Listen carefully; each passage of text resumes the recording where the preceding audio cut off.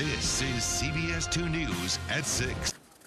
To say that Mayor-elect Rahm Emanuel has hit the ground running might be a gross understatement. Barely 24 hours after his unexpected landslide victory, he has already decided on a transition team. There were both familiar names and faces and relative unknowns among the 7 transition co-chairs that Emanuel announced this morning. But it was something else Emanuel said at this event that piqued Chief Correspondent Jay Levine's interest, something a bit more revealing. Exactly, Walter. You know, we all saw those high-profile media events during the campaign. But in addition to those events, Rahm Emanuel made hundreds of unannounced, quiet visits to CTA stops, local businesses, and community groups. What we learned today is that he intends to continue that practice, even when it comes to potential adversaries. Negotiations with Chicago's Firefighters Union may turn out to be ground zero in the battle to reform Chicago city workers' pensions. They're very passionate about this issue, and that we have earned these pensions. We've paid in them since the day we drew our first paycheck. It's not like anybody's giving us anything for free. These men and women don't pay into Social Security, and their pension is their only source of income when they retire. We are required to play by the rules at all times. And when the rules are changed in the middle of the game, it makes people very angry and makes people very skeptical. Today, in between routine calls and runs, the firefighters of Ladder 10 and Engine 4 had a visitor.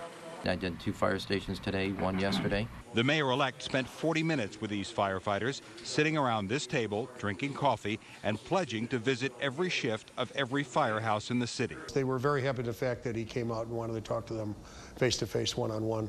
Department rules don't allow on-duty firefighters to speak with reporters, so Union President Tom Ryan, who talked with the firefighters after the visit with Emanuel, relayed to us their accounts of the meeting. That he seemed genuine and that he was looking for a cooperative effort between the union and the city to come to some kind of a resolution or some kind of a solution to the obvious problem that we're facing right now with the pensions. Ryan himself had called to congratulate the mayor-elect. He and the union had supported Gary Chico during the campaign, though the union did support Emanuel as a congressional candidate.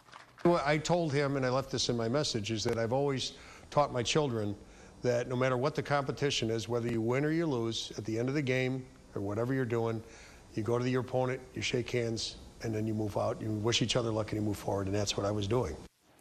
Some of the firefighters he won over. Others took the attitude, we'll believe it when we see it. But the prevailing feeling seemed to be, as long as what we've contributed is safe and we're not asked to do something other city workers aren't asked to do, let's talk about it.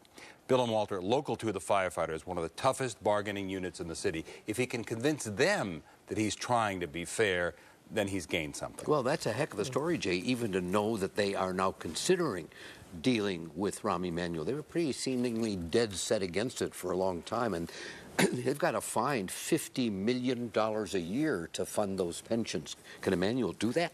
Well, he says there are no new revenue sources. He's looking for cuts in city government, et cetera.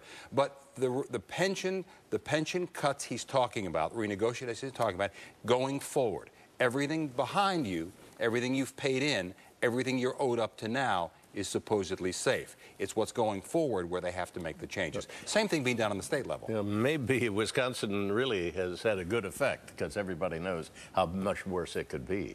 Unless you negotiate in good faith. Yeah.